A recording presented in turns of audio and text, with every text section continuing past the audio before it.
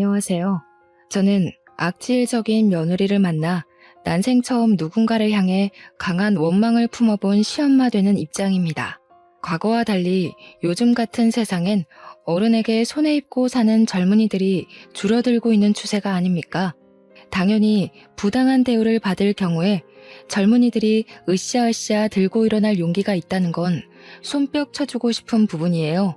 그런 용기 있는 젊은이들 덕분에 사회가 계속 발전하고 자유로워진 거라고 생각합니다.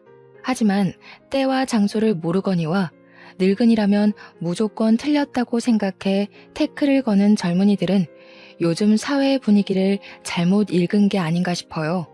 제가 곧 나이 70을 바라보게 된 늙은이긴 해도 최대한 젊은이들 생각을 이해해 주려고 했고 간섭하지 않으려고 노력했는데 아무리 젊은이들이라 해도 사람 자체가 진작에 망가진 꼴이라면 제가 아무리 애써봤자 무용지물이더군요. 그럴수록 서로의 관계가 안 좋은 쪽으로 흘러갈 수밖에 없다는 걸 알았습니다. 반평생 이상을 살았음에도 나름대로 큰 고비 없이 살아왔는데 처음으로 제 심장이 나락으로 떨어지는 일을 겪었습니다. 그게 우리 아들 며느리 때문이라는 것이 무엇보다 가슴이 아프네요. 우리 며느리 얘기 한번 들어보고 가주시겠어요? 저와 남편한테는 정말 작고 소중한 아들이 하나 있습니다. 저는 현 남편과 재혼을 한 사이인데요. 제가 전 남편과 이혼을 한 이유는 난임 때문이었습니다. 그 시절에는 애 하나 제대로 낳지 못하면 소박맞고 이혼당하는 게 흔한 시절이었어요.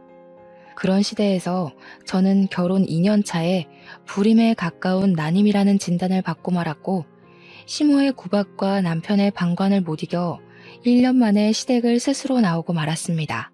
사실은 쫓겨난 거나 마찬가지죠. 원치 않는 합의 이혼으로 이혼녀가 되어버렸으니까요. 그래도 제가 나름 성실하게 살았던 덕분인지 늦게나마 좋은 인연을 만나게 되었는데요. 다행히 착한 남편을 얻는 덕에 제 인생엔 결코 없을 줄 알았던 소중한 아기를 낳을 수 있었습니다. 제가 난임은 맞지만 시술을 통해 극적으로 얻게 된 아이라서 제겐 우리 아들이 처음이자 마지막인 자식이었고 흔쾌히 제 목숨을 내걸 수 있을 만큼 무척 소중한 존재입니다. 보통 그렇게 귀하게 얻은 자식이라면 과잉보호 방식으로 육아를 했겠다고 말씀들 하지만 저는 오히려 반대였어요.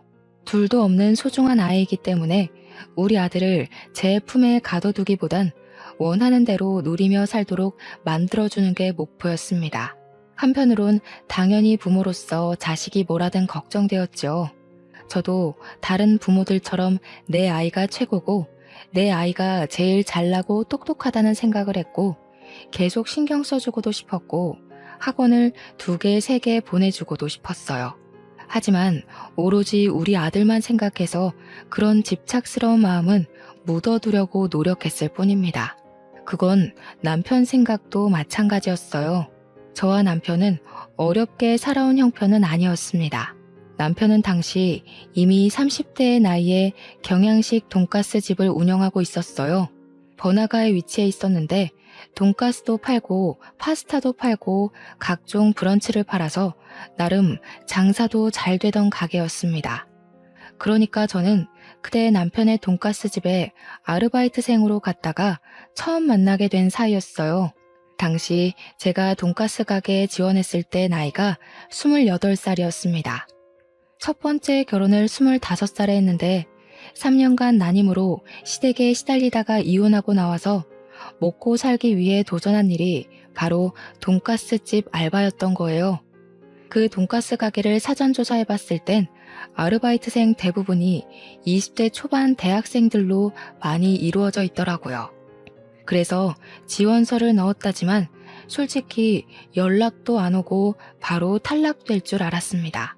그런데 남편이 제게 흔쾌히 면접의 기회를 주었고 경력 없는 제게 일할 기회까지 준 거였어요. 남편은 정말 좋은 사장님이었습니다. 일한 지 한 1년 지났을 때는 제가 한번 남편한테 아무런 경력 없는 나를 왜 뽑아줬냐고 물어본 적이 있었습니다. 그랬더니 남편 하는 말이 가게 차리기 전 과거에 힘들었던 자신을 보는 것 같아서 저한테 동질감을 느꼈다고 하더라고요. 불쌍해서가 아니라 힘이 되어주고 싶었다고 했습니다.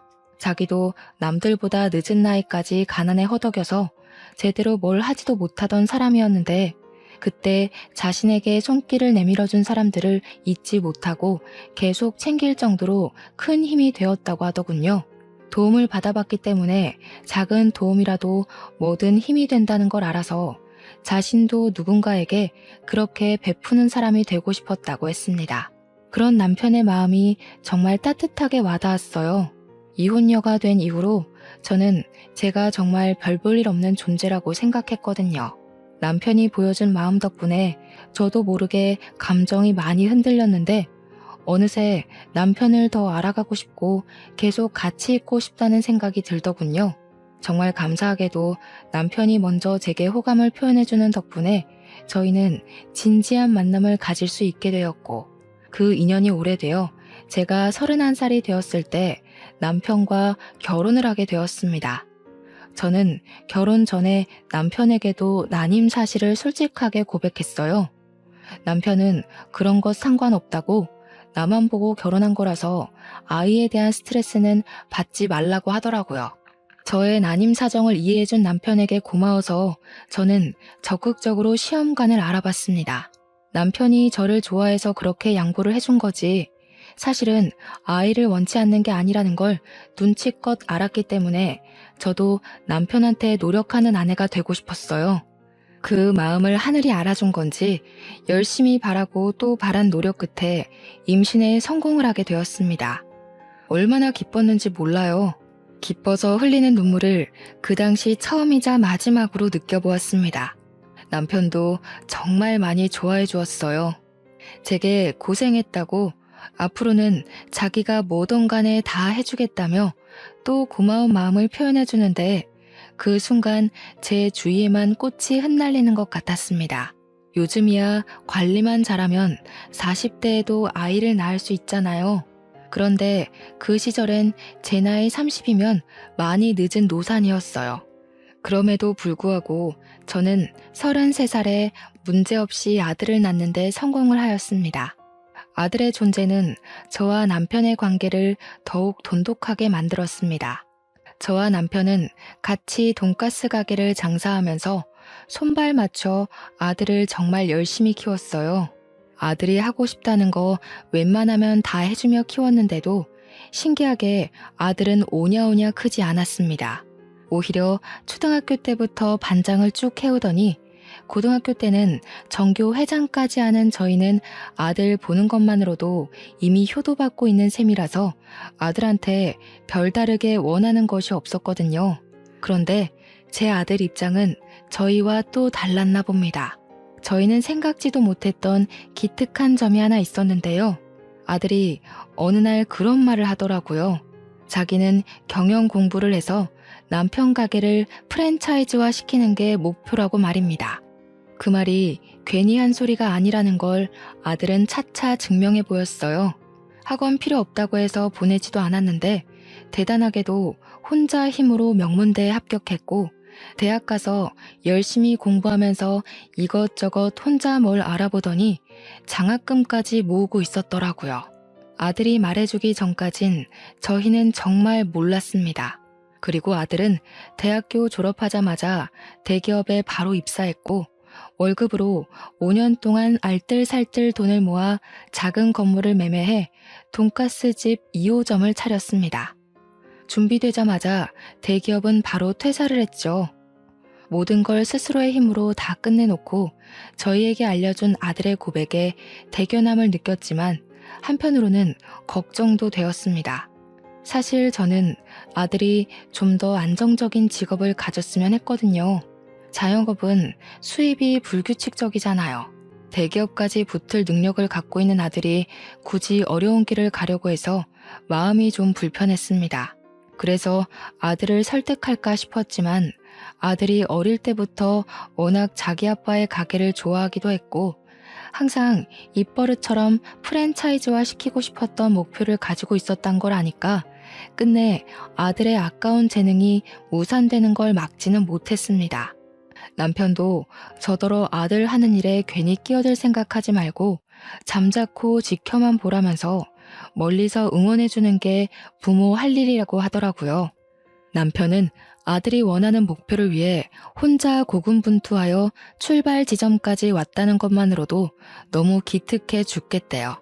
생각해보니 맞는 것 같더라고요. 부모한테 미천을 도움받지도 않고 혼자서 2호점을 차린 거잖아요. 역시나 제 걱정이 무색하게 아들은 음식 장사에 엄청난 소질이 있었습니다. 손님 다루는 태도도 능숙했고 무엇보다 메뉴를 개발해서 남편과 의논하는 솜씨가 참 놀라운 리더십이라고 봤습니다. 괜히 학창 시절에 반장 회장을 한 아이가 아니더라고요. 제가 봐도 제 아들이 너무 멋있어 보였어요. 팔불출엄이라서 그런 거라고 생각하실 수 있지만 적어도 제 눈에는 1분 1초도 허투루 살지 않은 아들이 놀랍기만 했어요. 아들은 일주일에 수십 가지 메뉴를 연구했는데 저희더러 시식해보라고 여러 번 찾아왔었거든요. 신기하게 저희처럼 나이 든 사람 입에도 전혀 부담 없이 맛있더라고요. 요리에 센스도 있고 요식업에 성공하고자 열정이 가득 찬 아들을 보니 남편 말이 맞는다는 걸 깨달았습니다. 우리 아들은 원래부터 알아서 잘하는 사람인데 제가 또 괜히 걱정을 했던 거죠. 저는 그 뒤로 남편처럼 멀리서만 아들을 지켜보며 응원했습니다. 그렇게 새로운 신메뉴부터 인기 메뉴까지 선보이다 보니까 1호점보다 홀 크기가 훨씬 작은 2호점 매출이 더 많이 나오는 지경에 이르렀어요. 아들이 오로지 혼자 이뤄낸 성과물이라서 얼마나 자랑스러운지 모릅니다. 아들은 신메뉴의 보장을 확실히 본 뒤에 1호점에도 출시를 시켰고 1호점, 2호점 모두 매출 폭등의 기적을 일으켰습니다. 정말 대견하지 않습니까? 덕분에 남편은 그동안 찍어보지 못했던 매출까지 찍으면서 직원을 2명 더 구해야 하는 상황까지 왔어요. 저는 손님들에게 제 아들이 성공해서 부모 호강시켜준다고 엄청 자랑도 많이 했습니다.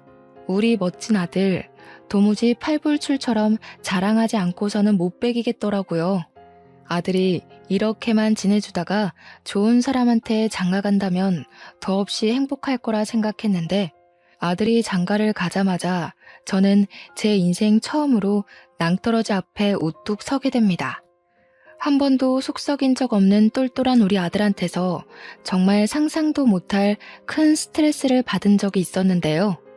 정확히는 아들이 아니라 아들이 달고 온 혹 때문에 제가 뒤로 넘어갈 뻔한 일을 겪게 되었죠.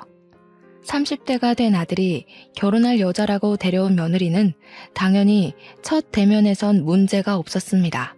어머님 하면서 우리 아들처럼 사교성도 좋았고 젊은 사람같이 싱그럽게 애교도 곧잘 부렸어요. 딸 없는 서름을 그때 처음 느꼈을 정도로 며느리는 예쁜 짓을 많이 했습니다. 무엇보다 제가 며느리를 마음에 들어했던 건 며느리가 동물병원 간호사였기 때문이었어요.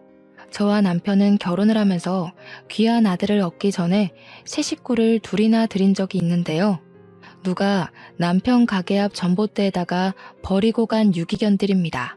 당시 작고 하얀 개가 2마리 있었는데 병원에 데려가서 물어보니 둘 다 3개월 정도 된 아이라고 하더군요.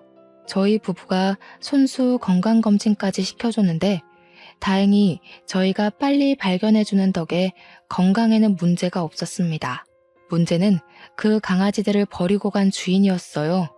치료나 검사는 마쳤지만 이 강아지들을 다시 전봇대 앞에 데려다 놓을 수가 없겠더라고요. 주인 전화번호가 있는 것도 아니었고요. 제가 차마 강아지들을 떠나지 못하고 있으니 고맙게도 남편이 먼저 저한테 키워보자고 제안을 먼저 해주었어요. 강아지들을 저희가 키우기로 한 이유는 저 때문이기도 하지만 제가 그날 남편에게 가게에서 프로포즈를 받은 날이기도 했거든요. 같이 마감하고 집에 가려던 차에 개들을 발견했기 때문에 뭔가 특별한 날에 주어진 선물 같은 존재라고 느꼈습니다. 그때만 해도 제가 난임이라서 애를 못 낳을 줄 알았거든요. 그래서 강아지들을 우리 자식들로 생각하며 키우기로 한 거였어요. 그런데 그 후로 기적처럼 아들이 태어났고 아들도 강아지들이랑 남매처럼 정말 잘 지냈습니다. 나이가 들어 무지개 다리를 건넌 개들이 낳은 새끼가 있었는데 며느리가 들어왔을 때는 그때 그 새끼들이 성견이 되어 있던 상태였어요. 며느리가 동물병원 간호사라니까 괜히 우리 강아지와 잘 맞을 것 같고 좋은 식구가 되어줄 것 같다는 생각이 들더라고요. 아들이 여자 보는 눈까지 좋아서 이렇게 동물의 진심인 며느리까지 들어왔구나 싶었습니다. 모든 세상이 제 편에 서서 저를 응원해준다고 생각했어요. 지금 돌아보면 참 1차원적인 마음이었던 거죠. 너무 안일했어요. 아들이 결혼하고 신혼여행 다녀온 뒤 아들과 며느리가 저희 집에서 하룻밤 자게 되었는데요. 모두가 각자 잠자리에 든 새벽, 거실 밖에서 개들이 자꾸 짖는 소리가 들리는 겁니다. 남편은 골아떨어져서 몰랐는데 저는 원래 잠기가 예민해서 방음 잘 되는 방이라도 애들 소리를 잘 듣곤 했습니다. 평소 불 다 꺼진 새벽에는 개들이 짖지 않는데 무슨 일인가 싶어 슬쩍 나가봤거든요. 그런데 의외로 며느리 목소리가 같이 들리더라고요. 이 개놈 자식들이 가만 안 있어? 아, 침 흘리는 것 좀 봐. 더럽게 어딜 가까이 오려고. 주워온 개들이 낳은 새끼들이래. 접종이나 제대로 했는지 모르겠다. 아이씨, 저리 안 가? 며느리는 우리 개들을 발로 쭉 밀어내며 누군가랑 통화하고 있었습니다. 결혼 인사 왔을 때만 해도 우리 개들을 사랑스러운 눈으로 봐주던 며느리가 저희 애들을 개만도 못한 취급하는 걸 보고 충격 먹었어요.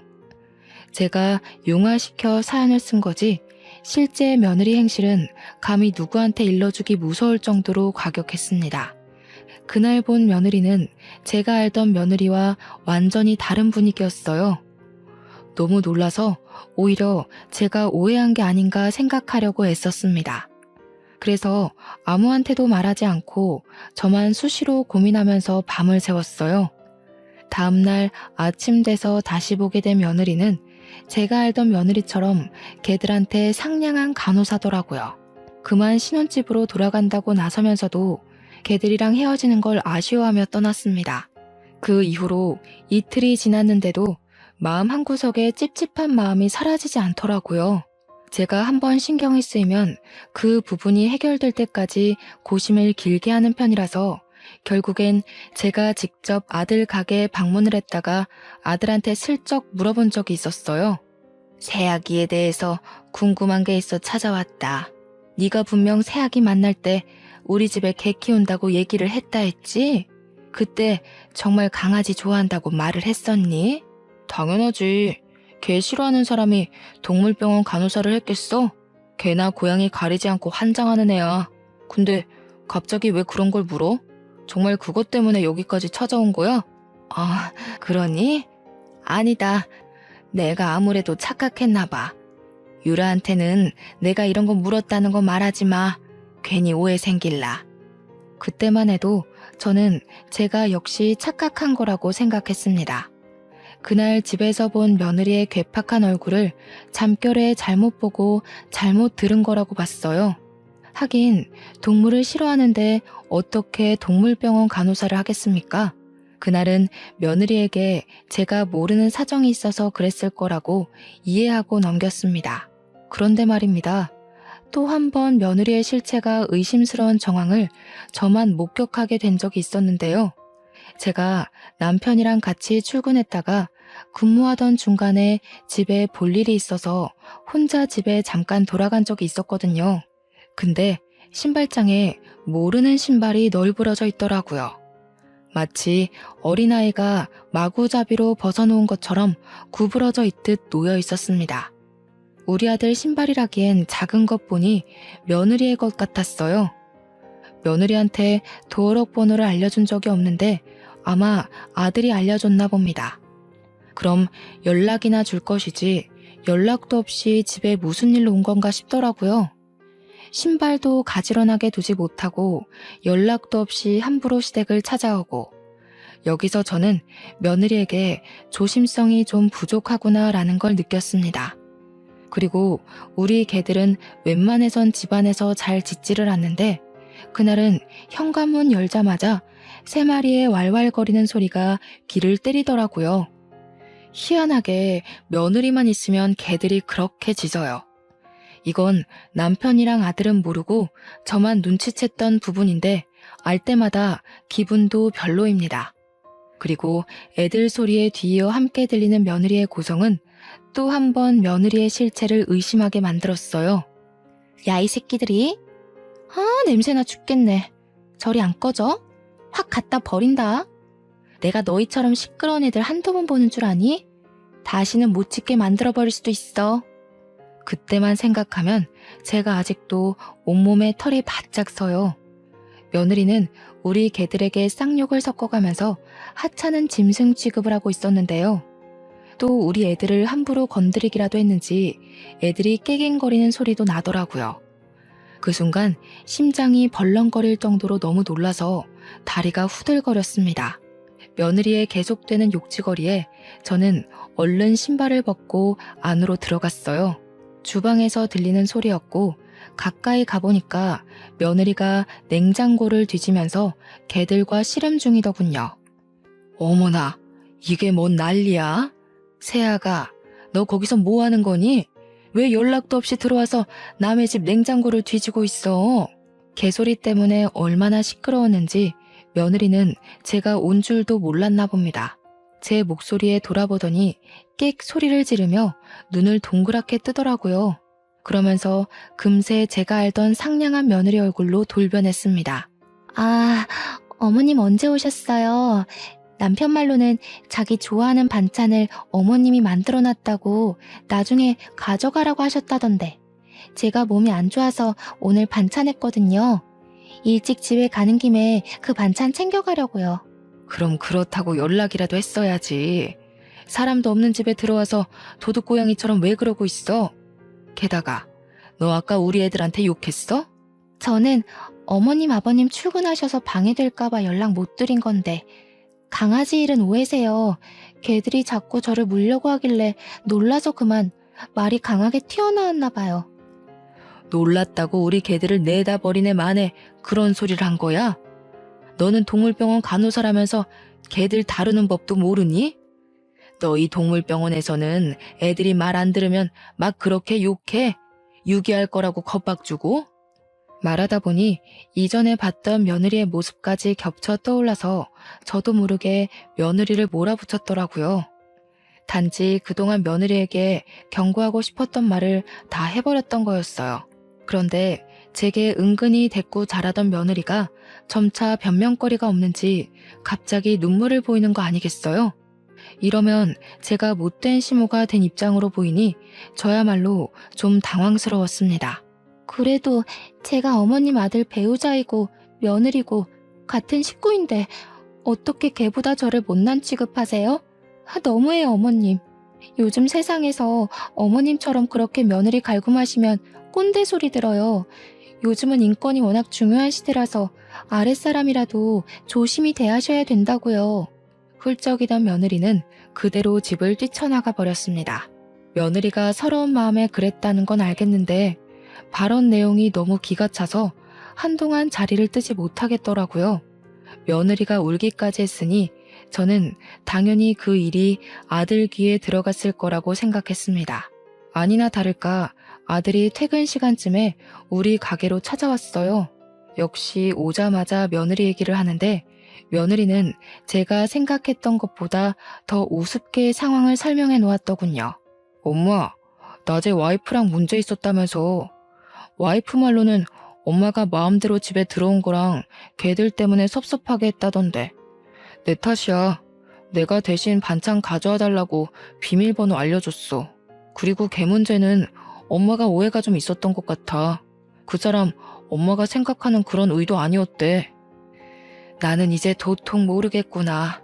우리 개를 내다 버리네 만회하는 소리가 어떻게 들으면 오해일 수 있는 건지 이해가 안 돼. 간호사라면서 어쩜 그리 말을 함부로 한다니? 나도 세아기 이해해보려고 많이 노력했다. 그런데 내 눈에는 새아가가 우리 애들 잡아먹을 것처럼 화내는 걸로 보이는데 어떡해. 오해야.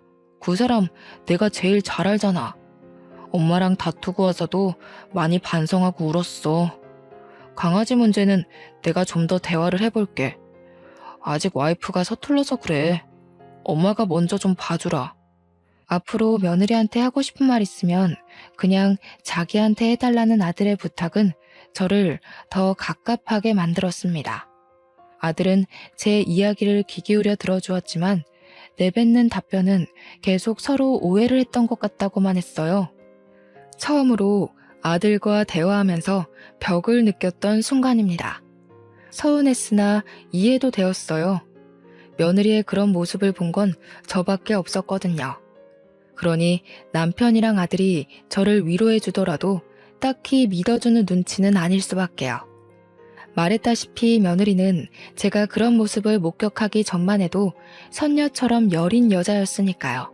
그러나 꼬리가 길면 밟힌다고 며느리의 실체를 남편과 아들이 제대로 알게 된 일이 끝내 발생하고 말았는데요. 저희 개들이 감기에 걸렸을 때였어요. 폐렴 검사를 해봐야 될 것 같아서 아들 제안으로 며느리 병원에 맡긴 적이 있었습니다. 솔직히 저는 며느리 병원에 맡기는 것이 탐탁치 않았지만 아들이 직접 개들을 데려간 거라 어쩔 수가 없었어요. 아들은 며느리한테 개를 맡기고 바로 출근을 했고 며느리가 퇴근할 때 아들이 태우러 가서 같이 우리 집에 넣어주기로 약속이 되었습니다. 며느리 혼자만 저희 애들을 본다고 했다면 제가 끝까지 만류를 했겠지만 며느리 병원에는 보는 눈이 많기도 했고 또 아들이 일을 마치면 같이 개들이랑 있을 거잖아요. 그래서 못 믿어온 마음을 애써 숨기고 보내준 겁니다. 그런데 며느리는 제가 예상했던 것보다 훨씬 교활하고 개념이 없는 사람이더라고요. 요즘 젊은 사람들이 다 며느리 같은 건 아닐 텐데도 며느리 하나가 너무 센 존재였다 보니 젊은 애들 전부가 며느리처럼 이기적이고 악랄해 보이는 거 있죠. 개들이 도착해도 벌써 했을 시간인데 연락 주기로 한 아들은 계속 깜깜무소식이었는데요. 결혼하고 나서부터는 아들한테 괜히 부담되고 싶지 않아서 제가 먼저 전화를 잘 안 했거든요. 그런데 그날은 약속 시간에 너무 늦길래 오래간만에 아들한테 먼저 전화를 걸어보았습니다. 받자마자 아들 목소리가 안 좋다는 것이 바로 짐작되더라고요. 걱정이 되어서 무슨 일 있냐고 물어봤는데 뒤이어 아들이 하는 말은 저를 기절초풍하게 만들었습니다. 어떡해 엄마, 유라가 애들을 잃어버렸대. 지금 최대한 주위 둘러보고 있어. 추운데 괜히 나서지 말고 기다려줘. 애들 찾으면 바로 연락할게. 그러니까 당시 상황은 며느리가 퇴근하고 개들을 데리고 나와서 아들 차를 기다리는 동안에 개들이 갑자기 발광을 했고 며느리는 힘에 부쳐서 개들을 놓쳤다는 거였습니다. 3마리의 개들이 순식간에 달아나 버리는 바람에 며느리 혼자서 그걸 감당 못해 결국 모두 잃어버렸다는 내용이었어요. 그 얘기를 듣고 얼마나 놀랐는지 모릅니다. 남들한텐 그냥 강아지일지 몰라도 제게는 단순한 반려견 수준을 뛰어넘는 가족이에요. 듣는데 내 애가 실종되었다는 말을 듣는 것처럼 가슴이 벌렁거렸다는 겁니다. 남편도 놀란 건 마찬가지였습니다.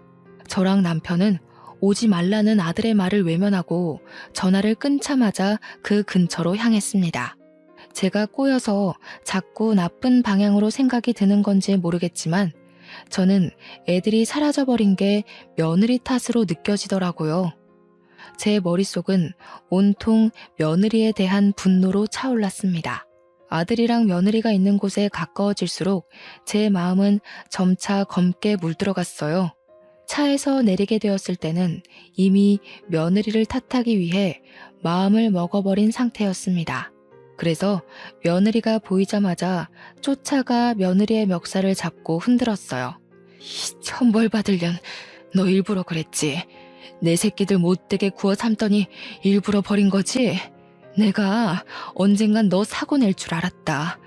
그래도 그동안은 너를 이해해보려고 해서 눈 감아 줬거늘.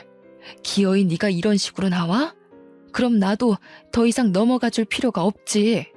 왜 이러세요, 어머님? 제가 무슨 일부러 했다고 그러세요. 3마리가 동시에 발악을 하는데 제가 혼자서 무슨 수로 개들을 다 붙잡아 두냐고요. 어머님 저번부터 자꾸 절 이상하게 오해하시는데 계속 이러시면 저 진짜 화낼 수밖에 없어요. 내가 오해를 한 건지 아니면 맞게 본 건지 그건 네 말만 들어선 모를 일이지. 만약 내가 정말 오해를 한 거라면 난 네 앞에서 무릎 꿇고 머리도 조아릴 수 있다. 그러는 넌 나만큼 떳떳하게 네 말에 책임질 수 있니? 왜? 연기한 게 너무 많아서 막상 내가 이렇게까지 나오니까 겁이 나? 저는 재혼을 하고 나서부턴 화라곤 내본 적이 없는 사람입니다. 그건 남편이랑 아들도 아는 사실이에요. 저더러 항상 힘나는 비타민 같은 존재, 잔잔한 안개꽃 같은 존재라고 칭찬을 했었으니까요.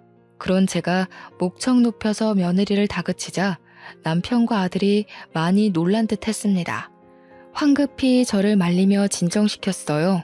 그 와중에 며느리는 제 엄포에 당황해서 아들 뒤에 숨고 난리를 부리더군요. 억지로 짜낸 눈물을 그렁그렁 매달고서 말입니다. 일단 애들 찾는 게 먼저라는 남편 말에 저는 뒤늦게 정신을 붙들고 주위를 샅샅이 뒤졌습니다. 아이들 이름을 부르며 지나가는 사람 붙잡고 물으며 사방팔방을 돌아다녔어요. 워낙 정신 빠져 있었던지라 저는 제가 울고 있는지도 몰랐습니다. 울면서 뛰어다니니까 나중에는 사람들이 무슨 일 있냐고 알아서 물어봐 주기도 하더군요.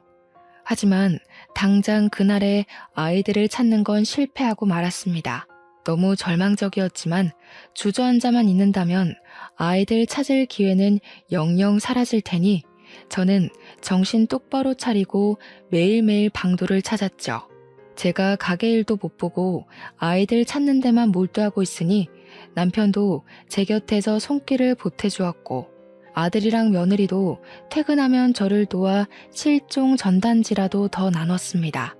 반드시 찾을 거라는 일념 하나만 생각하며 움직였는데 제가 무슨 짓까지 했냐면 거리에 주차된 블랙박스랑 주위 건물 CCTV까지 제발 사정하고 부탁해서 확인을 했어요. 도로 CCTV의 경우 경찰의 허가가 있어야 된다고 하길래 그런 것까지 알아볼 정도로 진심을 쏟아부었죠. CCTV를 확인할 때 남편은 제 곁을 지켜줬고 아들이랑 며느리는 출근 때문에 적정 시간만 돕다가 집으로 돌아간 상황이었습니다. 그렇게 확인한 CCTV 자료에서 저는 며느리 실체에 대한 확신을 얻은 셈이었고 남편은 생소한 며느리 모습에 굉장히 충격을 받았어요.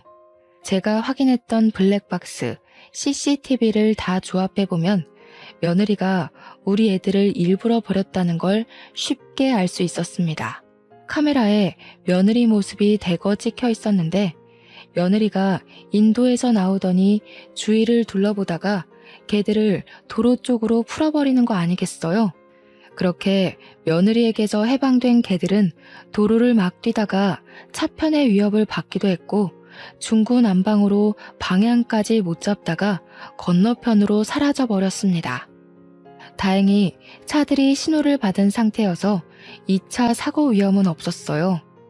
그땐 아들이 며느리에게 당도하기 전이라서 그 사실을 알고 있는 사람은 저와 며느리뿐일 겁니다. 남편도 이제야 며느리의 진짜 얼굴을 알게 되었으니 충격이 클 테죠. 마치 제가 며느리의 실상을 처음 봤던 순간처럼요. 모든 걸 본 저와 남편은 며느리한테 나란히 화가 나서 이거 이대로 두면 안 되겠다는 생각을 했습니다. 우선 저희가 장사 자리를 너무 오래 비웠기 때문에 남편은 장사로 돌아가야 했고 나중에 아들을 따로 불러서 며느리가 일으킨 사건에 대해 논하기로 했습니다. 그리고 저는 아침부터 당장 며느리 동물병원으로 찾아갔습니다. 제가 동물병원에 등장하자 며느리가 좀 놀라더라고요. 그러더니 금세 저를 걱정하는 얼굴로 잠 좀 주무셨냐고 묻는 겁니다. 저는 거기다 대고 바로 귀싸대기를 날렸습니다. 사람들 눈도 신경 쓰지 않고 말입니다. 개만도 못한 년. 네 편 안 들고 걔들 편 들어서 섭섭하다고 했니? 어떻게 너를 걔보다 못한 취급하냐고 했어? 몰라서 물어? 네가 그런 취급밖에 못 받은 건 애초에 네가 걔만도 못한 년이기 때문이야. 주워온 개라고 세균 취급하는 네가 어떻게 동물병원 간호사가 됐는지 모르겠네. 여기 직원들이랑 보호자들은 아니? 네가 지난밤에 우리 애들 유기시켰다는 거? 당시 시간이 아침이었던지라 방문자가 많았고 직원들도 다들 모여있던 차였는데 제 말을 듣고 모두가 놀라서 며느리에게 시선을 던졌어요. 당황한 며느리는 얼굴이 시뻘개져서 저를 어떻게든 끌고 나가려고 했습니다. 저는 그런 며느리를 밀치고 원장이라는 사람을 찾기 위해 이리저리 돌아다녔죠. 그리곤 원장실 한 곳을 들어가 의사 선생님한테 다짜고짜 CCTV를 보여주었습니다. 선생님, 여기 이 아가씨가 안고 있는 강아지 3마리를 어떻게 하는 걸로 보이세요? 놓친 게 아니라 일부러 놓은 걸로 보이지 않나요?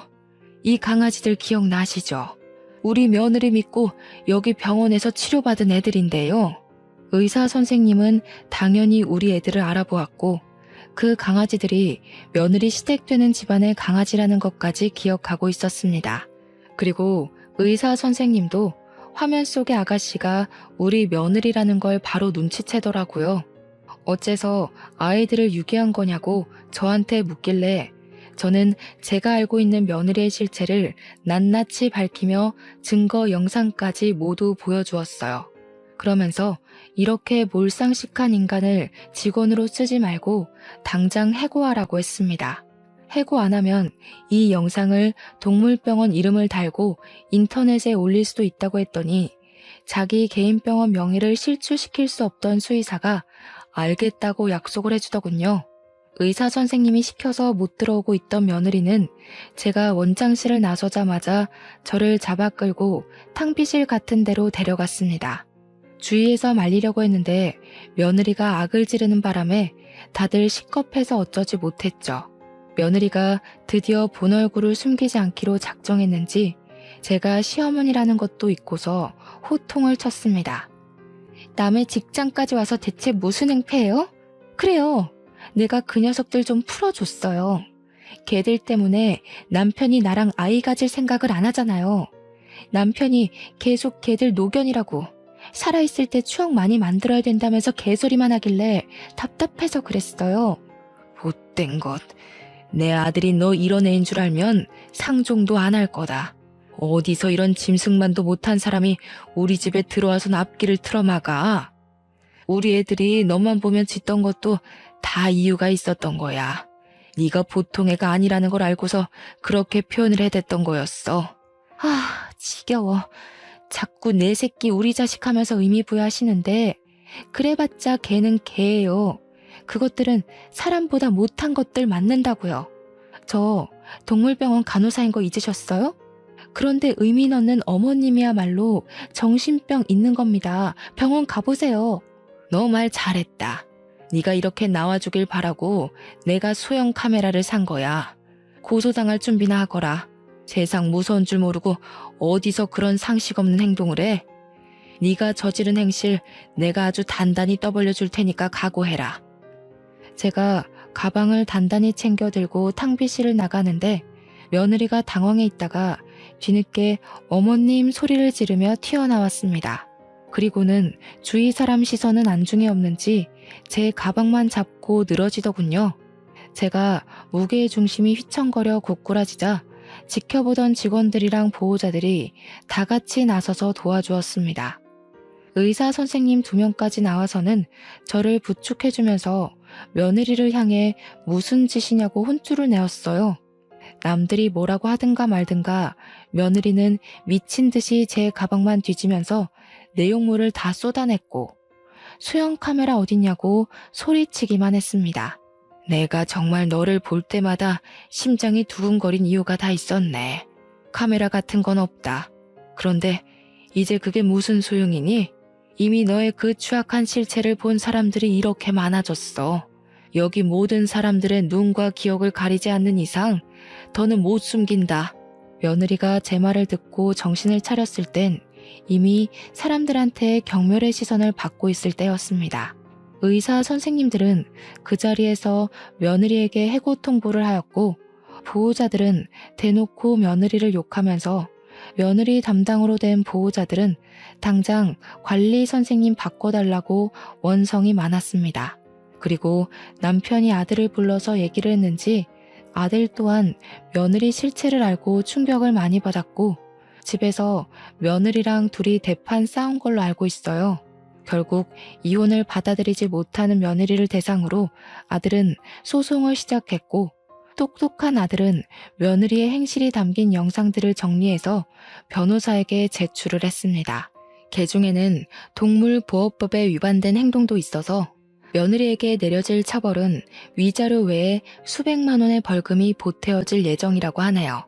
무슨 난리인지도 모를 판이 벌어지고 난 후 우리 집 개들을 찾을 수 있었는데 다행히도 다른 동물병원에서 보호를 해주고 있었더라고요. 마지막으로 본 날보다 조금 꼬질꼬질해졌지만 정말 무사하고 건강하게 발견돼서 얼마나 다행이었는지 모릅니다. 착실하게도 셋이서 같이 붙어 다녔나 봐요. 병원에서도 처음 발견했을 때 3마리 같이 있었다고 하더라고요. 그 뒤로 며느리가 울고불고 자신을 질책하며 아들을 붙잡았지만 아들은 며느리만 보면 가족 같은 반려견들이 유기되었던 악몽이 떠올라 괴로워했습니다. 그래서 자꾸만 집 앞에 찾아오는 며느리에게 쌍욕까지 하면서 완전 절연을 해버렸어요. 무슨 용기인지 모르겠으나 우리 아들한테 안 통하니까 이해가 저한테까지 매달리기 시작하는 거 있죠. 어머님, 제가 잘못했어요. 어머님이 저보다 개들을 더 예뻐하는 것 같아서 질투나서 그랬던 거예요. 제가 정말 실수했어요. 한 번만 용서해 주세요. 저희 아빠 엄청 보수적이라서 저 이혼당한 거 알면 진짜 큰일 나요. 너는 내가 아주 만만한가 보구나. 들키면 눈 감아주고 빌면 넘어가주고 하니까 나를 아주 쉽게 봤나 본데. 잘못에 대한 대가를 받아야 다신 헛짓거리 안 하지 않겠니? 가서 너희 부모한테 다시 교육받고 똑바로 살거라. 며느리를 그렇게 쫓아보내버렸더니 저희 가정은 기다렸다는 듯 바로 평화가 찾아왔습니다. 그리고 아들은 제게 그동안 믿어주지 않아서 죄송하다고 사과를 했어요. 남편도 저더러 혼자 며느리 실체를 눈감아주고 있느라 버거웠겠다면서 미안하다고 하더군요. 저는 애초부터 아들과 남편을 원망하진 않았습니다. 제 말을 못 믿어줄 때 약간 서운한 건 있었지만 둘의 반응을 제가 이해 못하는 것도 아니었으니까요.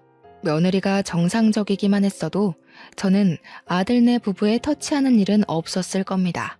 하지만 파렴치한 며느리라면 제가 어찌 무시만 하고 있을 수 있겠나요? 아들이야 워낙 똑똑해서 마냥 당하고만 살 사람은 아닌 걸 알기 때문에 충분히 알아서 잘할 거라고 믿어 의심치 않았지만 우리 강아지들은 아니잖아요. 강아지들은 여전히 가족들의 손길이 필요한 존재란 말입니다. 감히 내 새끼들을 건드렸다면 저는 그런 사람을 가족으로 둘 생각도 옆에 둘 생각도 없는 사람이에요.